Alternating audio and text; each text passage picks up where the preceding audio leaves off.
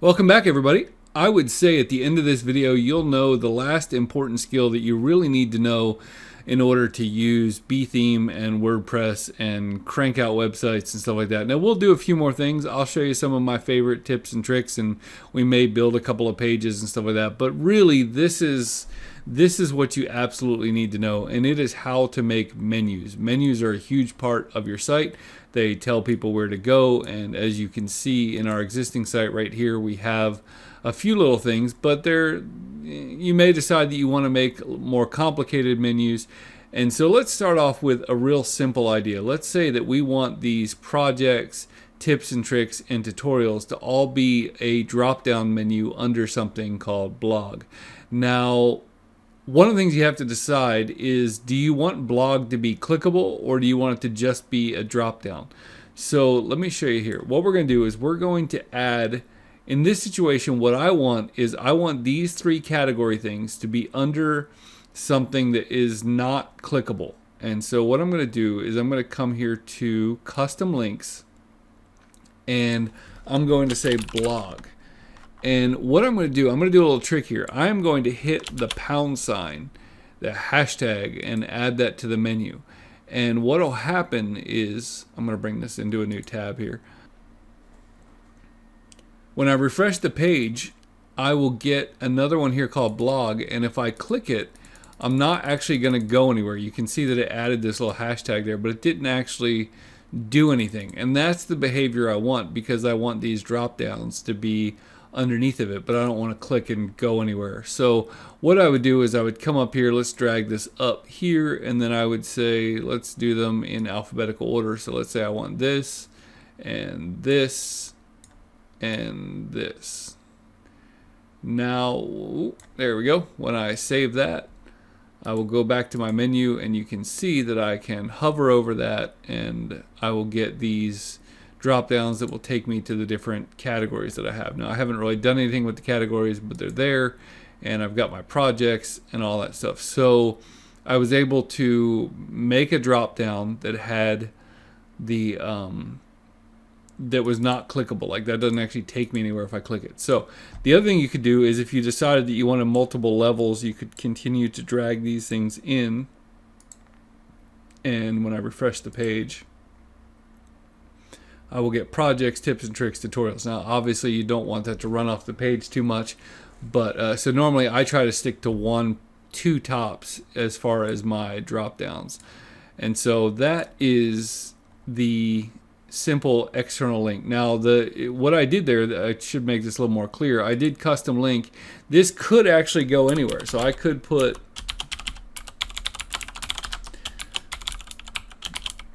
So I could do that, Google it, and then now this will take me to an external link that will take me to Google. And so you can make links to anywhere, whether that's your own site or somewhere off your site. Now, a few of these things, if you have an individual blog post that you want to link to, you can just add that to the menu, and by default, it will have the title in there. But I could also come in here and change that to Cricket and save it.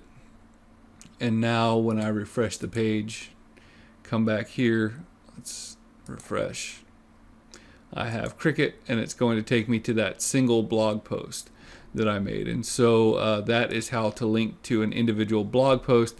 Same thing happens with pages. Now, your pages, by default, the latest ones that you've done are up here. You can come in here. Remember, a page is more of a static thing on your website. So we already have one going to about, but if I wanted to do another one called about, I could drag it in here, and I can come in here and edit it and call it about us. Maybe I want that instead. And so I will save that, and all of a sudden I will have another about link that will link to a static page on my site. And so menus are very simple to deal with. You can have, I don't do a lot with portfolios. You can kind of mess around with those, or templates, don't really use those. Formats, client categories, don't really use pretty much any of those things. It's primarily pages, posts, custom links, and now categories. As you make additional blog categories, you can come in here, and so I have a category called Cricket So I can add that to the menu, and what this would do, you'll see it says category over here. This would link to all of my Cricut projects, of which there's only one right now. So as I do my blog, I can come here to Cricut, and this is not a link to the Cricut post. This is a link to all of my blog things that have a Cricut tag designation on them.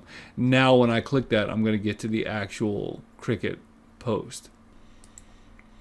So if that's not fully clear, what I could do is I could come back here to my dashboard, and I can go to my posts, and this one here has a category of just projects. So I could come in and I can edit it, and over here on the right I can also add the category of Cricut to that. And now you'll see that when I go back to this page, just make sure I'm refreshed, category Cricut should also show the other post, the wireless game show buzzer post. So that is kind of a nifty little way to have your menus be dynamic and always show whatever content is linked in those categories.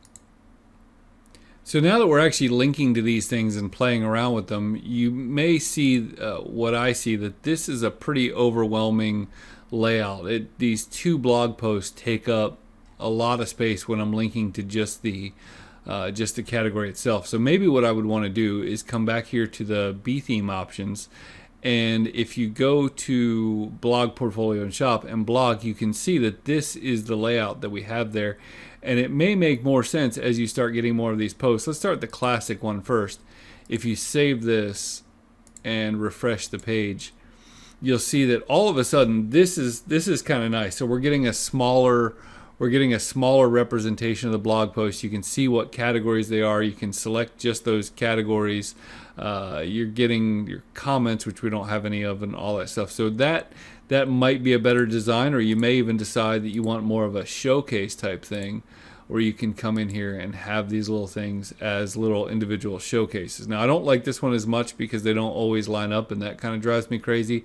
But you have the option, now that you're doing your layout, you can see how you might want to have some different options for how, even this timeline one's kind of cool, for how your blog posts are actually laid out when people click on a category. So kind of sweet. The next thing we're going to look at is this idea of having our contact form. So when you have, I don't think I have the contact form on the page anymore. So there's no contact. So let's come here and see if we still have a contact page that we can add to the menu. Let's go to Appearance and Menus, and we have, I think Join Us might be their contact page. Let's look. Okay, so Join Us is the contact page, and we'll kind of play around. It's been a while since we've done anything with pages.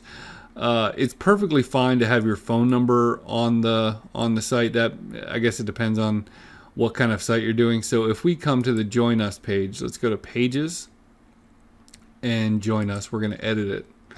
What we could do is, you may decide that you want that to be contact, so we'll come in here and do contact us, and let's change this to contact us. And then we're going to come down here, and we can just, you see that this is all written in HTML, but it's pretty obvious. This is an H1, which is a big heading, and so we can just say like another maker. Let's just say contact. Oh, let's do this. Let's do have a question.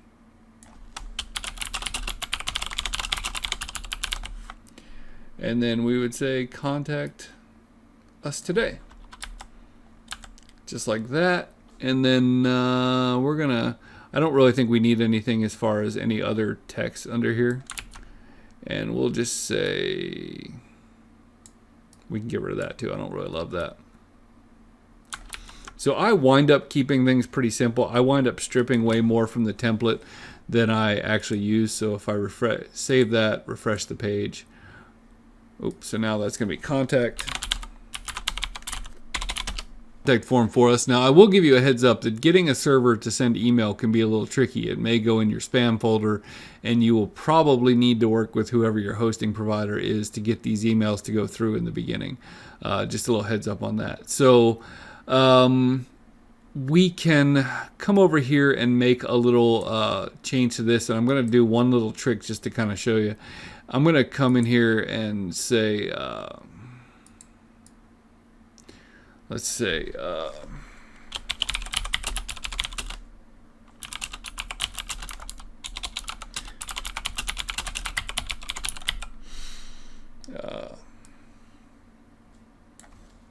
and I'm going to say, due to the large number of requests received, we cannot offer technical help through this form. Okay, just something real simple like that. Now what I'm going to do one little thing that we haven't really talked about, and it is this animation. And so what you can see is I can come in here and we'll do something like over the top. So zoom in, I don't know, left, and I'm going to save this and then save the page.